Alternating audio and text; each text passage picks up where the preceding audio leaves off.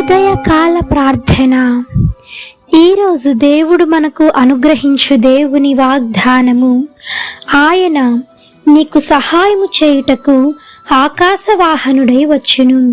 ద్వితీయోపదేశకాండము 33వ అధ్యాయము 26వ వచనము. దేవుని యొద్ద నుంచి వచ్చు సహాయము నీకు ఆశీర్వాదం కలుగును. దేవుని యొద్ద నుంచి వచ్చే సహాయము, అట్టి సహాయము నీకు దీవెనకరంగా మారుతుంది.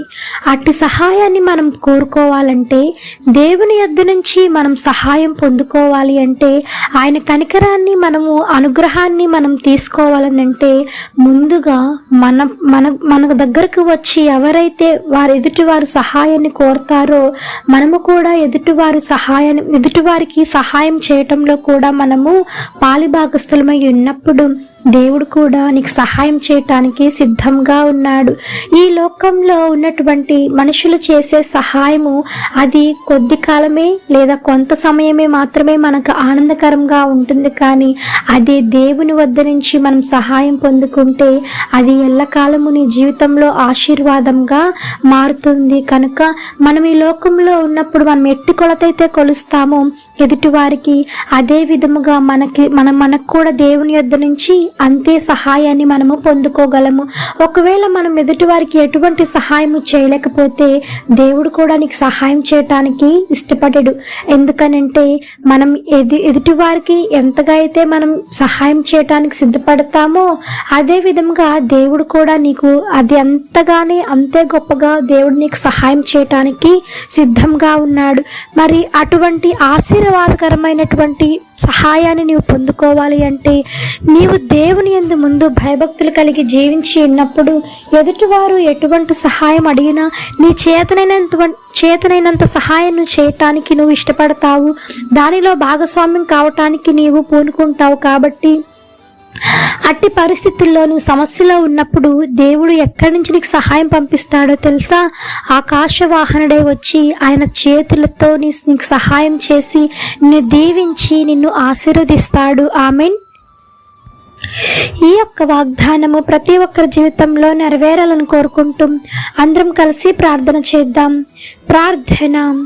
మమ్మలను మిక్కిలిగా ప్రేమించిన మా ప్రియ పరలోకపు తండ్రి, మీ ఘనమైన పాదములకు వేలాది వందనములు, స్తుతి స్తోత్రం చెల్లిస్తున్నాం. దేవా, ఆశ్చర్యకరుడవు, ఆలోచనకర్తవు, జీవాధిపతి, మీకు వందనములు తండ్రి. పరిశుద్ధుడు పరిశుద్ధుడు పరిశుద్ధుడు అని నిత్యము సకల దూతల చేత కొనియాడబడుచున్న యేసయ్యా, మీ బంగారు పాదములకు వేలకట్టలేని వందనములు, స్తుతి స్తోత్రం చెల్లిస్తున్నాము తండ్రి. ఇంకా ఉదయకాల దినమున నాయన ప్రతి ఒక్కరిని మీ కాపుదల కింద భద్రపరిచి సజీవులకు ఉంచినందుకై మీకు స్తోత్రము తండ్రి.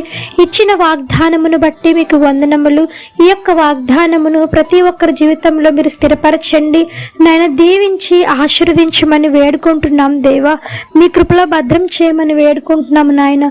ఎంతమంది ఈ దినమున తండ్రి సహాయం కోసం ఎదురు చూస్తూ ఉన్నారో దేవా, అట్టి వారికి మీ కృపను అనుగ్రహించవా తండ్రి.